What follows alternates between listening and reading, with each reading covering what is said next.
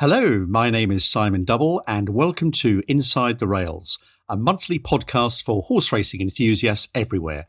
And as ever, I'm joined by my co-host, Phil Boyle from BG Racing. How are you doing, Phil? Hi, Simon. Very well, thanks. Although, stuck in the middle of a very busy week. You and me both. Now, we both had runners at Lingfield last Friday. Today is Thursday, and we're recording the first part of the podcast. Tomorrow, we're both at Warwick Races with a trade stand. And on Monday, we record the interview with our very special guest, trainer David Pipe. So one way and another, we're in each other's company quite a lot of late. And though they say you can have too much of a good thing, I'm not sure that's true. I'm not sure whether that's a compliment or not. I think it depends on whether you think spending time with me is a good thing. It is a compliment. It is. Well, I'm glad to hear it. Yeah, it'll be interesting to chat with David. It's good of him to join us. And we're definitely spending more time together than usual. Although I must admit, it would be quite good to catch up face to face at the Racehorse Syndicates Association race day tomorrow, because we were both busy looking after our own syndicate members when we saw each other at Lingfield last week and only had time for a brief chat as you were on your way home. I know, I was on chauffeur duty for a couple of my owners, so there you go. The life of a syndicator. Now, I mentioned Warwick Races, and you mentioned it as well. It's an RSA day, Racehorse Syndicates Association, and we'll report back on that in our next podcast. As for Lingfield, Solaria Racing had Dancing in the Woods running, another good run. He was fourth, beaten just a length, but he earned his owners more prize money. Not sure Lingfield is really his track. There was, though, Phil, some very light relief in the paddock beforehand with some banter. First of all, between Sky Sports broadcaster Matt Chapman and trainer Amy Murphy, and then between Matt and jockey Frederick Larson, with the former telling the jockey how to ride Woody. That was amusing. This led to Freddie handing over his skull cap to Matt Chapman, who duly put it on his head and walked off. It wasn't totally comedy gold, but it was quite a nice moment. Anyway, the owners were looked after very well in the trackside restaurant. We didn't use the syndicate lounge on this occasion, but I know it was used by other syndicates. I would, though, like to give a mention to Lingfield and ARC, the company that owns Lingfield and many other racecourses, for the recent increase in prize money of late. So well done. And what about your runner, Sajwan? He was a very creditable third, wasn't he? Yes, he was. Yeah, and we did use a syndicate lounge. I had quite a big group of shareholders there. And the run of this run and his previous one have certainly improved the mood here at BG Racing headquarters. Yeah, it's a couple of good runs since we last recorded the podcast. So listeners might remember that I felt we got the tactics wrong on his debut for us at Kempton.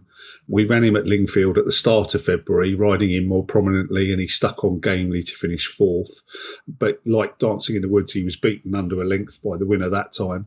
And Friday was a return to the same track. This time he was third. He was just about the same margin behind the leader again. And as you alluded to, I think Lingfield can be a tricky place to win from the front. Horses seem to swoop late from further back, and he's a real front runner. So we're hopeful he might record his first win for us, perhaps on another course or when things fall in his way. Let's hope so. Now, look, I agree. I think Lingfield is the quickest of the all-weather tracks, and yes, front runners can often set it up for their rivals.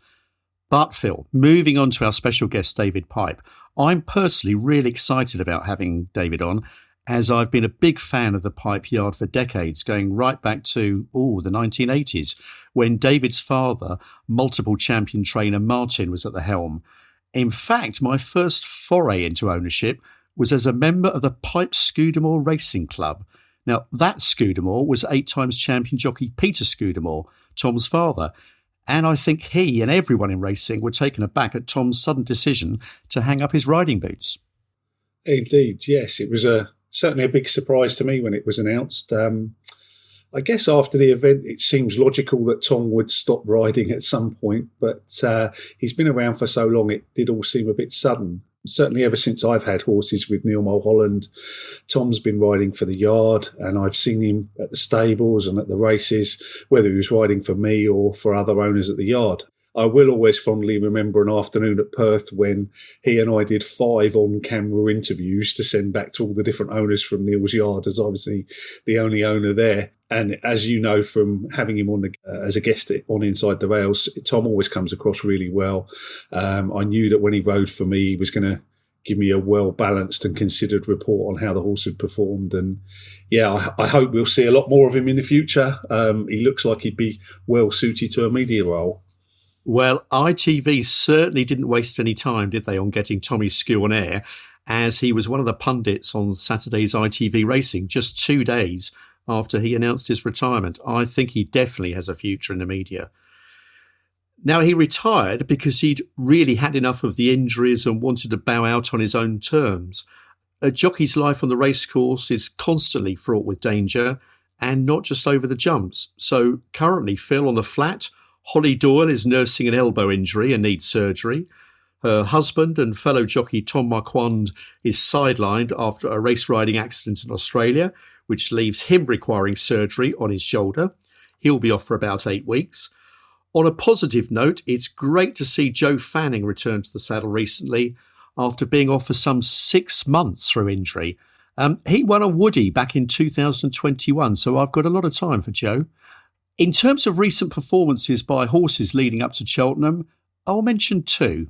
Have to mention Shishkin. He was right back to his best, trouncing a good field in the Betfair Ascot Chase at Ascot, vindicating completely trainer Nicky Henderson's decision to step him back up in trip. He's now a red-hot 5-4 favourite for the Ryanair. And, Phil, as we have David Pipe on, I'll mention Thomas Moore, that's M-O-R, who landed a gamble on the same card at Ascot, winning a handicap hurdle very impressively. He's a horse I've been following, and he's now 3 out of 4 for David Pipe. I've had a speculative each way for the Albert Bartlett at big odds at Cheltenham, and I backed that before he won at Ascot. I think it's halved in price now, so fingers crossed. Yes, good luck with that one. Yeah, Shishkin was certainly very impressive. The other thing to mention in reviewing last month is the success of the Dublin Racing Festival. There's been some problems with the ground there in the past at Leopardstown, but this year they seem to attract a who's who of Irish jumps racing, and yeah, we were certainly treated to several races that were brilliant to watch. The atmosphere looked great. Loads of people seem to cross over from England and Scotland and Wales for the weekend, and surely this meeting's going to be cemented as a cannot miss weekend for jumps fans in future. Absolutely, yes, fabulous racing, and yet again that maestro Willie Mullins dominated proceedings. He may have had some hot pots overturned, but he still won 8 races and over half the €2 million on offer over the 2 days. Now, at Cheltenham last year, Willie had a record 10 winners at the festival. He looks sure to dominate the meeting yet again. Now, you'll be going, I know, and you'll be in your usual spot. Where is your usual spot? My usual spot is on the steps behind the disabled platform in the front of the grandstands. Okay. I get there early in the day and stay there all afternoon so that I don't miss any of the action. I know a load of people that stand around there, so always have a good time catching up with friends. And I'm sure I'll be visited by several people during the week who all seem to now know where to find me, as I'm always in the same place. And as usual, I'm really looking forward to it. I'm sure it'll be a brilliant week. I'd love to go through the full card, but we haven't really got time for that. And of course, running plans for some runners change before the big day. But be worth giving the listeners a bit of a rundown of fancies. And I'd probably start with the novice hurdles. Both the first 2 days start with the novice hurdle, the Supreme and the Ballymore. And I know that Barry Connell, the Irish trainer, really fancies doing the double in these races with his horses, Marine National and Good Land. I spent a little time with Barry in the past. He had some horses with my friend Alan Fleming, and he doesn't really strike me as someone that would be prone to exaggeration. So, I definitely took note of how confident he sounded about their chances when he gave a recent interview. So they're probably worth looking out for. It'd be great if a syndicate won the opening race of the meeting, though. Tamuris could do that for Noel Feely Racing Syndicates. But, of course, Facile Vega for Willie Mullins, or his Dublin Racing Festival conqueror, Il Était Tomp for Willie Mullins, could get that yard off to a flyer. But, right now I'm with Marine National in the Supreme, and I'll probably stick with Good Land in the Ballymore as well, despite being impressed with Hermes Alen this year, which I've mentioned in previous podcasts. I'm really looking forward to the Arkle. I thought El Fabiolo was brilliant at the Dublin Racing Festival, and the clash between him and John Bond should produce a great race. I've still got a bit of a soft spot for Dysart Dynamo as well. Big front runner. He could also end up here. And then, of course, the Champion Hurdle's the other race on the first day, and State Man's win at Leopardstown made the Champion Hurdle more interesting because he might give Constitution Hill more of a race than was otherwise looking likely. And of course, the other thing is who can't be looking forward to the Mares Hurdle? We've got the last two horses to win the Champion Hurdle, Honeysuckle and Epatante. And they're taking on two big syndicate-owned runners with Love Envoi and Marie's Rock both in there at the moment. Yes, I mean, that Mares Hurdle looks absolutely fascinating. One of the races of the week, I'm sure. Betting-wise, at current best prices, it's 9-4 Honeysuckle, 7-2 Marie's Rock, 4-1 Epatante, and 6-1 Love Envoi. I think Epatante each way looks rock solid, but there you go. Yeah, I wouldn't put you off that, I must admit. On the Wednesday, I also like Edward Stone in the Champion Chase, but Editor Jujit might just confirm the form from their last meeting, and of course, Energumene might bounce back and retain his title from last year. Later in the week, we've both mentioned Shishkin. He's now made the Ryanair a race not to miss. Hopefully he can put on a big show there. And I don't really have a strong opinion on the Stayers Hurdle, but I suspect you'll be keeping the faith with Flooring Porter, will you? Well, I've backed the horse the last couple of years. He's fairly easy to back at 7-1 to complete the hat trick. But Phil, as you well know, this race has a history of multiple winners. So if one thinks back to Big Bucks winning 4 on the bounce and English Drevo winning 3 times, I've backed Flooring Porter in the past. And yes, I'm sure I might avail myself of some 7-1. And before you go on, Phil, I must commend you on your French pronunciation. There seem to be a lot of horses running at Cheltenham this year with French names. Well done, yes, you. There are. I'll have to gen up on my franglais ahead of the big meeting, mix the two together. Obviously, the Stayers Hurdle's on Thursday, and I must admit I'm going to need to hope I'm well up by the end of Thursday because I think the card on Friday looks really tricky this year. I'm not fully on the Galopin de Champs, another French name, bandwagon. Another Willie Mullins favourite for the Gold Cup. But I'm not sure who to take him on with. Perhaps my old friend A Plutard might be the one I end up with. Another French name. Exactly. Yeah, they're all there. They're all there. One English name, however, is Will Mount. He runs for my trainer, Neil Mulholland. It'd be a massive result for the yard if he decides to run him in the Champion Bumper and he could run a big race there. And of course, I'll be keen to find out whether David Pipe fancies any of the runners from his yard. Absolutely, a very shrewd yard. Will Mount, have you backed the horse already? No, I'm not totally sure whether he's an intended runner. I haven't actually spoken to Neil about it, but I know Neil thinks a lot of him, and he won on debut, so I suspect he'll end up there. But I'll hold off until I know that he's definitely going to go. Okay, well, as you probably know, a lot of the bookies now are doing non-run and no bets. So indeed, yeah. He's a best price 20-1 for your information and for listeners. So there you go, 20-1 Will Mount. Now, before we bring on David Pipe, I must give a big mention to the recent prestigious Thoroughbred Industry Employee Awards. And no, don't worry, Phil, you and I weren't nominated. The David Nicholson Newcomer Award went to one of Amy Murphy's team, 19-year-old Ryan Kavanagh. Lovely story, this. He'd never sat on a horse in his life before going to earn some money at Amy's yard during COVID. He was at college and wanted to earn a bit of cash. He really took to the horses. Very sadly, a year ago, his brother died, but the horses really got him through it. He's taken to it like a duck to water. He's got real talent. And he's just started his apprentice course. In fact, he had to start a day late because of the awards ceremony. But this is a guy to keep an eye on. He's a real natural. Now, I'm delighted to say we have the master of Pond House Stables on the line, David Pipe. Hi, David. How are you? Afternoon. Very well, thank you. Looking forward to this podcast. Well, look, David, with the fortnight to go to Cheltenham, I'm sure you're a very busy trainer, even busier than usual. So we really do appreciate you joining Inside the Rails. Thanks very much. Look forward to it. And Cheltenham, Cheltenham not far away. Looking forward to it as ever? Yeah, you look forward to it. Yeah, you look forward to it if you had more horses going there as well. And unfortunately, as we all know, it's an Irish era at the present moment. Yes, yes, and I guess the ground as well. We were speaking to Kim Bailey this morning on a Zoom meeting, and he reckons he probably won't have many runners because his horses need soft ground. Well, that is that is a big problem at the present moment. It's been a bizarre season. Never really able to be to get going in the season, and the rain's going to come, but it could be coming April, May time. So perhaps the season might be going on a bit longer then. Yeah. Now, look, many listeners will know that Tom Scudamore was our first guest on Inside the Rails at the end of 2020. Now, there's a certain symmetry given that we got you on as our guest, David, just over a week after Tom announced his retirement, which I think surprised a lot of us. I know you are very good friends as well as work colleagues. Was it a surprise to you, though? Yes, it was.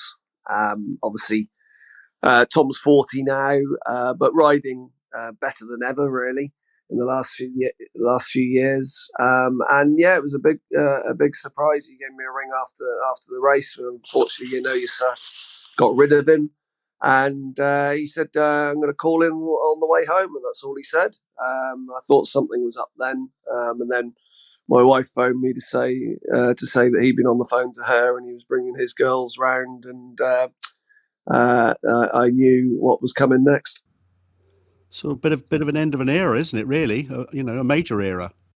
Yeah, it is. I mean, an amazing era.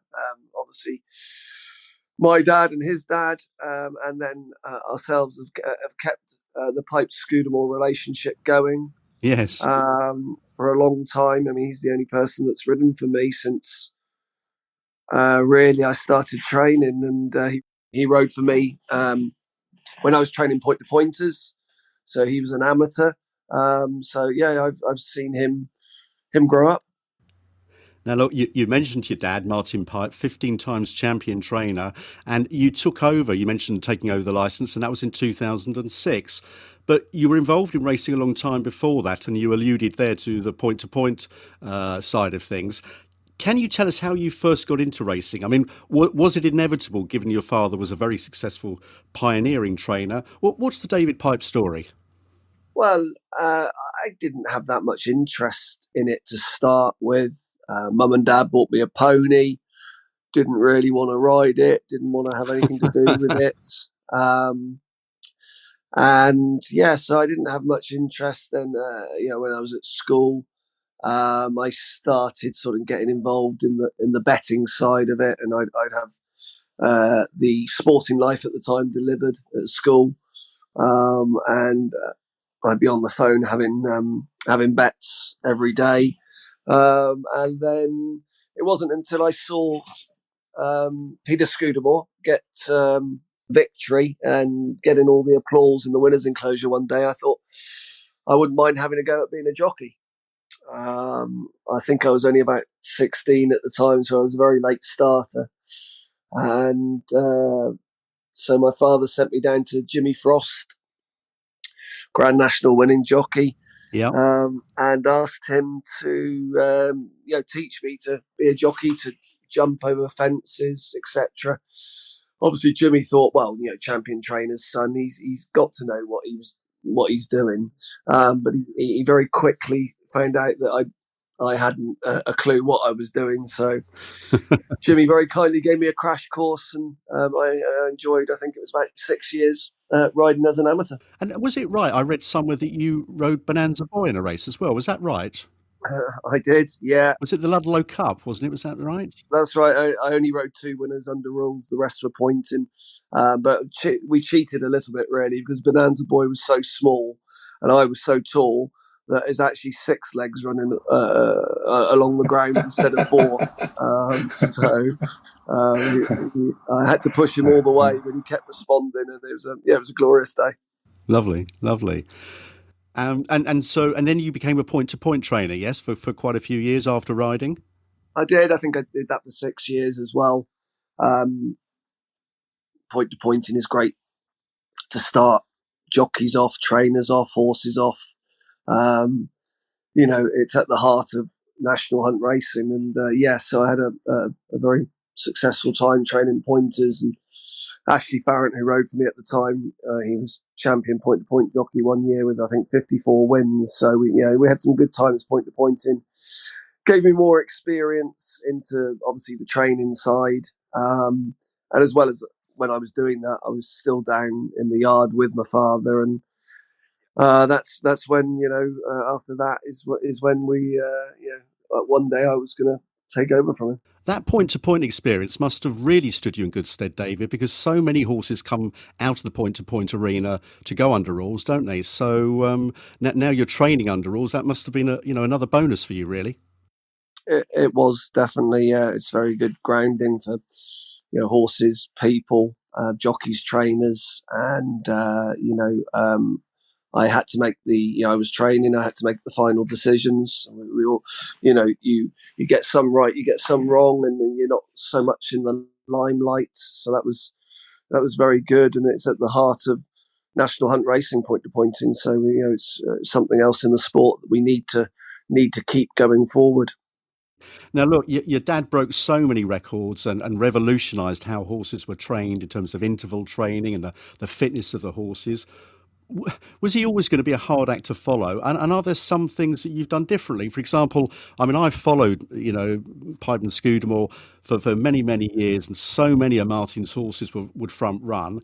I've just perceived, maybe wrongly, I don't know, that maybe not all of them front run now. So are there any one or two little things that you've done a bit differently? I guess so. Well, yes, he was a hard act to follow, but at the same time, I took over fantastic premises, owners, staff. So that was a massive plus point. Why change a winning system? So we have very similar in place now. We've added a 3 furlong round sand gallop, and we've updated a few things on the place. But it is a very similar routine than what it was when Dad was training. So it runs smoothly. It's not rocket science training horses. You keep them happy and healthy, and they'll run to the best of their ability. We cannot make them quicker. If only. If only. It would be nice. Now, look, you've trained over 1,000 winners in your own right. Are there any horses in particular, without upsetting any owners who might be listening, but are there any in particular that have given you particular pleasure, and indeed any horses that you've really enjoyed training, either because they've been difficult or because they've been superstars? Yeah, there's I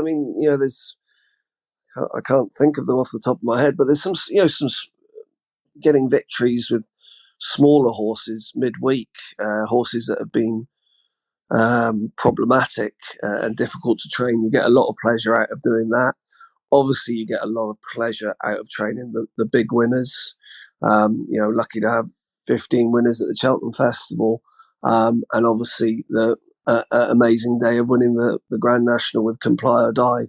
That happened in my second season, and that really probably helped me come out of my father's shadow. And there's been a lot of them, fantastic trainers and jockeys that have never won the Grand National. So I'm just very lucky to have done that in my second season. We've trained lots of good horses over the years. Dynast, Well Chief, Lockderg, horse that we train at the moment, Ramsey de Telly. I mean, I love Ramsey de Telly because he's been here since he's a 4-year-old. He's still going strong. Well, he's a lovely horse to watch, isn't he? So enthusiastic. I love watching him. His enthusiasm is amazing. He is someone that you'd love to employ working in your yard, because every day he turns up and he gives you 110%. Yeah, brilliant. If only they were all like that. Yes. That's right. Yeah. David, you mentioned there that you've trained 15 Cheltenham Festival winners. Obviously, people will be looking forward to this year's Cheltenham Festival. What can we look forward to from your stables this year? Are you hoping to have a lot of runners, and are there any names you can give our listeners to look out for? Unfortunately, as we said earlier, it is the Irish era at the moment. They're dominating it, and it's we haven't had a Cheltenham Festival winner for a few years now, and it's getting harder and harder to win there. So we won't have many going there. I only believe in going there if they've got a realistic chance. There are plenty other big prizes to be won other than Cheltenham. But saying that, remastered is a possible in the Ultima. He's had a very good season. He disappointed last time out of the hurdles. Not really sure why, but hopefully we can get him back on track. He could go for the Ultima, or he could go for the Midlands National. We've got a horse called Thomas Moore, who's won 3 out of 4. He wants remastered would want rain. Thomas Moore does not mind the dry ground, so he's in the Albert Bartlett. Whilst he's a big price, the owners might want to take their chance, and he deserves to take his chance. He's got to improve, but he hasn't done much wrong. He ran in the Challow and disappointed, but it poured with rain all day, and he had no chance once the rain came. And then I suppose there might be one other, thanks for the help, who won very impressively on Saturday, which qualified him for the Potemps. I would imagine JP McManus's team would want to go for that. It's probably touch and go whether he gets in, but if he gets in, he'll have a nice weight down at the bottom. Good stuff. Well, I know Simon loves backing your runners. He's always telling me about betting coups he's had on your winners, so I'm sure he'll have been noting those down. But yeah, Simon, your first ownership experience was as a member of the Pipe Scudamore Racing Club back in the late 1980s, wasn't it? So I know, David, you've got a racing club now. We always ask our guests, because we're a syndication promotion podcast, how important do you think syndication is to the future of British racing? Oh, it's massive. Yeah. You obviously, it's great to have horses for JP McManus and other big owners, but you need the syndicates to get people involved in racing at a lower level. And sometimes you get involved in the syndicate, you realise that it is an amazing sport to be involved in, and then you get a quarter share in something else, or a half share. So it's definitely a massive player in our sport, and it's one that we need to do more and more with. That's excellent. Well, we're glad you're a fan of syndication, David. And look, here's maybe a tricky one. If there were 3 things, and only 3 things, please, that you could change for the better in British racing, what would they be? Funny enough, better prize money. I would have less racing, because I think it's too much. I think if Premiership football can have a break in their season, why can't we?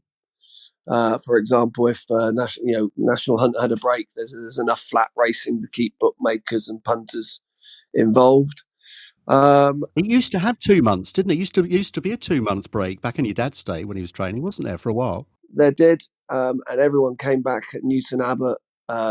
Really, great to see everyone, loads of enthusiasm. And of course, we realise it's never going to go back to that. But, if you could have a month's break, I think it would be sensible. And I think, the only time racing pulled together was in COVID. And racing did a fantastic job. We were the first sport back up and running. Yeah. And hats off to everyone involved in that, because everyone did a fantastic job.